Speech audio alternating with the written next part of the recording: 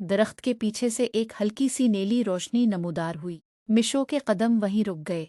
धुंध के अंदर से एक प्रौसरार साया आहिस्ता आहिस्ता बाहर आने लगा। वो एक भूत था।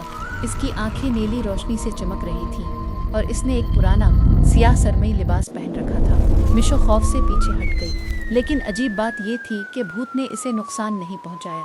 वो सिर्फ खामोशी से मिशो को देखता रहा। फिर उसने अपना हाथ जमीन की तरफ किया। मिशो ने नीचे देखा तो दरख्त की जड़ों के दरमियान जमीन में एक छोटी सी दरार मौजूद थी। इस दरार के अंदर से नीली रोशनी निकल रही थी।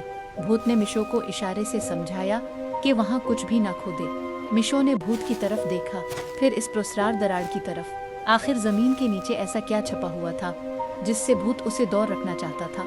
मिशो डर गई और वहां से वापस चली गई, लेकिन इसके दिल में एक सवाल पैदा हो चुका था। कुछ देर बाद मिशो दोबारा इसी पुराने दरख्त के पास वापस आ गई। इस बार वहां भूत मौजूद नहीं था। मिशो ने इधर उधर देखा, फिर आहिस्ता से अपने नन्हे पंजे से जमीन खर्चना शुरू कर दी। कुछ ही देर बाद इसका पंजा किसी सख्त चीज से टकराया।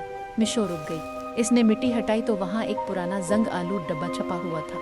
डिब्बे के अंदर से हल्की नीली रोशनी निकल रही थी। मिशो ने हैरत से डब्बे को देखा और आहिस्ता से इसका ढक्कन खोल दिया।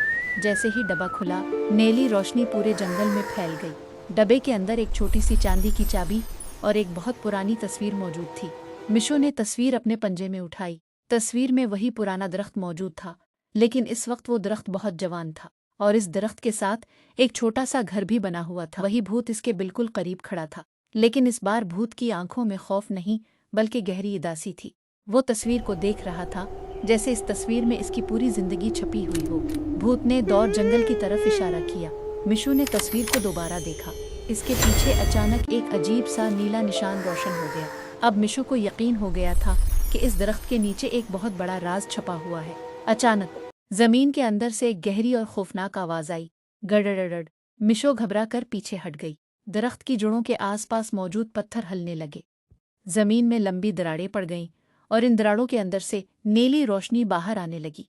मिशो खौफ से भूत के करीब हो गई, लेकिन इस बार जमीन को गौर से देख रहा था।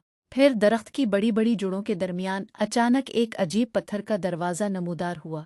दरवाजे पर प्रौसरार निशानात बने हुए थे जो नीली रोशनी से चमक रहे थे।